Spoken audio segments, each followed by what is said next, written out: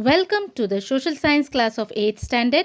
We had started business study, first chapter. The component of business studies.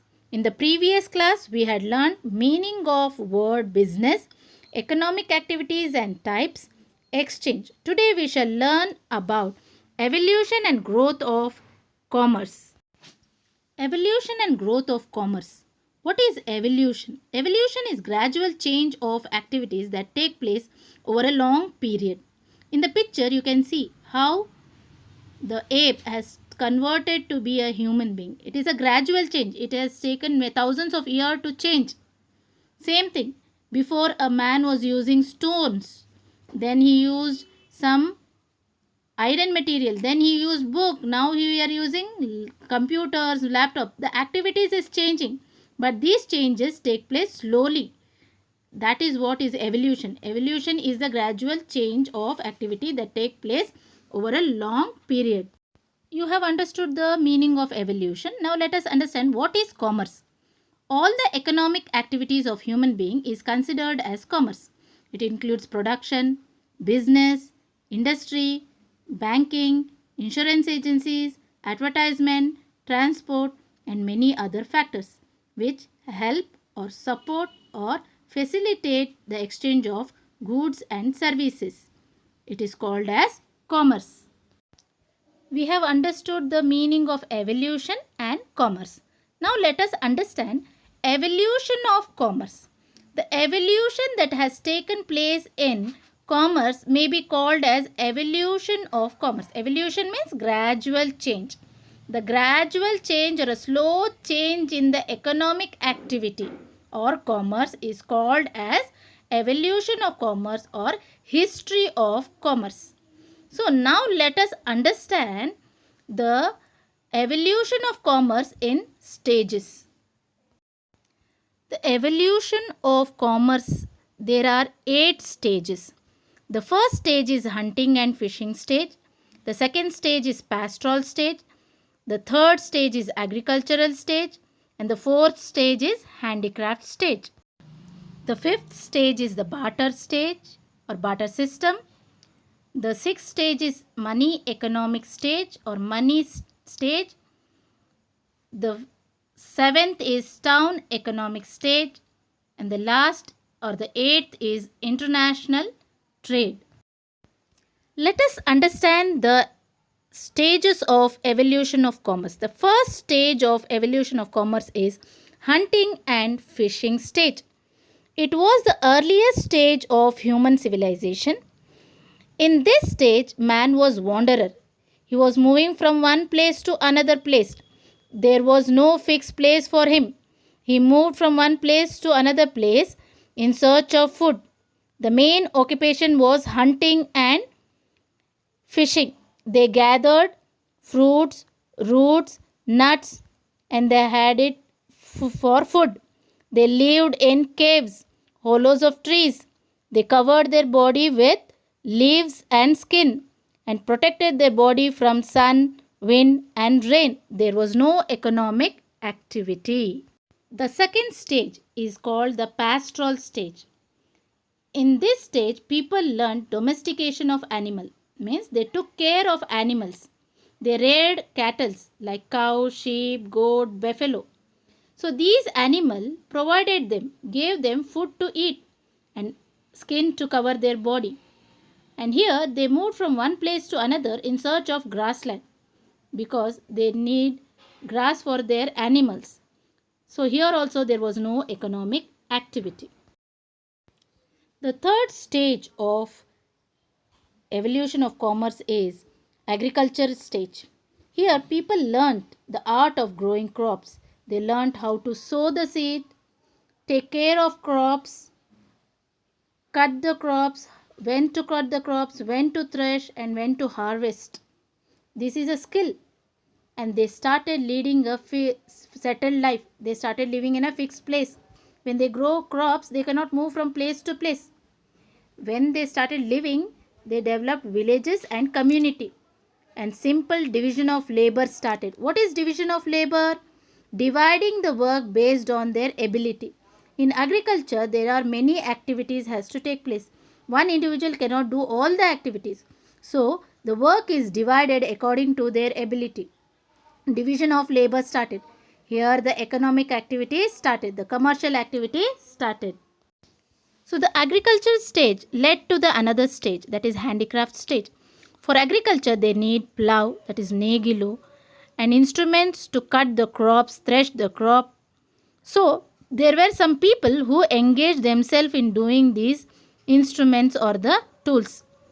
Like carpenter made the plough, wooden materials, and blacksmith made iron materials, and builder built the buildings, weaver weaved the clothes. So these people were called craftsmen. They were professionals, and these people provided goods for the agriculturists, and agriculturists provided food grain necessary for them. So the next step was barter system. The next stage is the barter system. In barter system, the directly exchange of goods for goods or things for things is called as barter system. Why this happened? Because division of labor led to produce more goods. So they wanted to exchange goods for goods. This is called as barter system. This direct exchange of goods to goods developed some problems. Let us understand what are the problems. Now let us understand the problems of barter system. The first problem is lack of double coincidence of wants. Look at the picture. There are two parties. A man dressed with blue, a man dressed with red. The blue dressed person has apples and red dressed person has a cock. So, if both are willing to exchange for apple, they are exchanging cock, then there is no problem. There is a coincidence of wants. They are willing to exchange. But in case the blue dress person want to exchange his apple for wheat, he doesn't want cock. But the red dress person doesn't have wheat. He has only cock. So here blue dress person is not willing to exchange his apple for a cock. He wants wheat. Here the double coincidence arrived. The same example is given in your textbook. A has paddy and wants wheat, and B has wheat but wants jawar, and B is not prepared to take paddy. So this is called lack of double coincidence of wants. The second problem of barter system is lack of common measures to value. It was very difficult to decide the quantity of one commodity to another. For example, one cow for how many sheep, or for one measure of wheat, how many measures of jawar, etc. or was difficult to divide. Look at the picture. If they want a cow, how many hen they have to exchange? If they want milk, how many measures of grains they should give?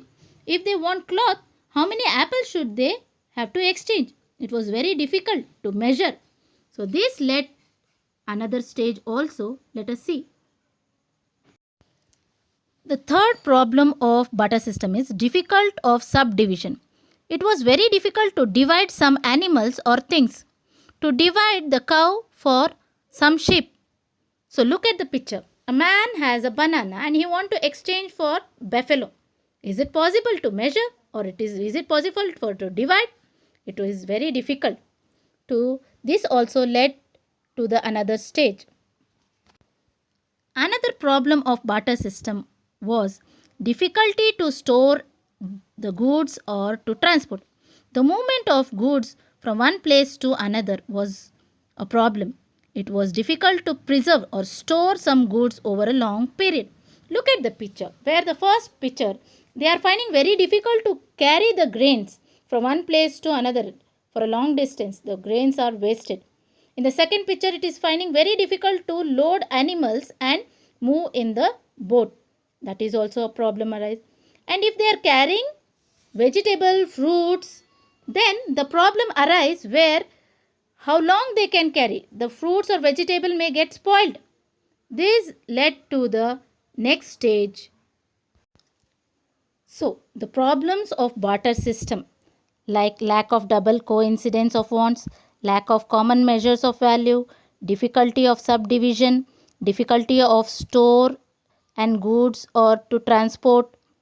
This led to the another stage, money economic stage, where the people started exchanging first with the animal skin, and slowly they started using cowrie shells. What is cowrie shells in picture? It is given cowde. And then they started using the metals with different shapes and weight. And they started using metals like copper, silver, gold. But there was difficulty to carry. It was heavy, and moving with coins it was risky.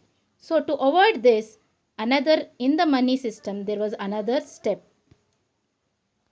So in the money stage, due to the problem of heaviness of metal, next it was started paper money as a medium of exchange. Here the paper monies were issued by the central bank of that country, and also it was supported by the government. Do you remember, children? When demonetization happened, they changed the 500 and 1000 rupees, and 2000 rupees was started. So this is the with the help of government and the central bank of the country. Apart from this, we have check, demand drafts, DD, credit card, debit card that support in the economic stage, that is the money economic stage. Okay, after money economic stage, next comes the town economic stage. Here the bank money was there, medium of exchange. The faster growth of commerce took place. People began to produce more goods. They started meeting in a fixed place, and the periodical interval, that is, they started local market. They started coming to the local area and selling the goods. The development of local markets led to the development of towns and centers for supplying goods.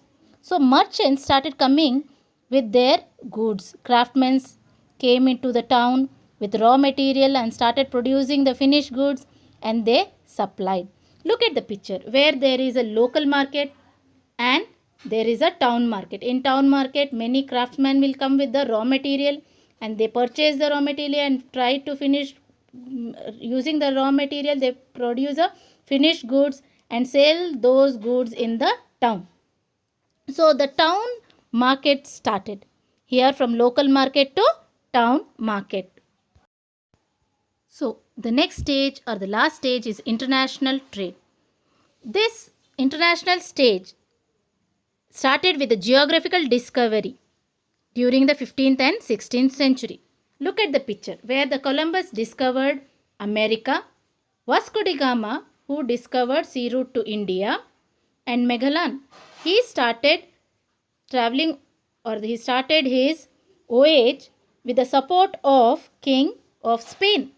You can look in the picture where he has traveled the entire world, but when he returned, he didn't return at all. He was killed, but his ship returned by traveling the entire world.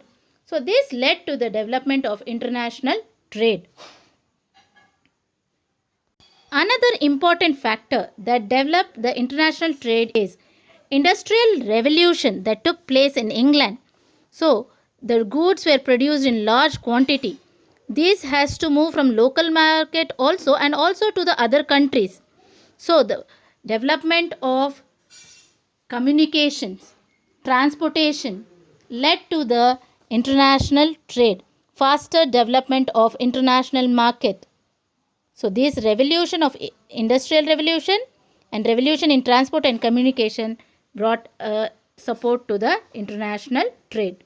So in today's class we have learned the meaning of evolution, commerce, and evolution of commerce and growth, and different stages of evolution, the 8 stages of evolution. So let us continue with the next part in next class.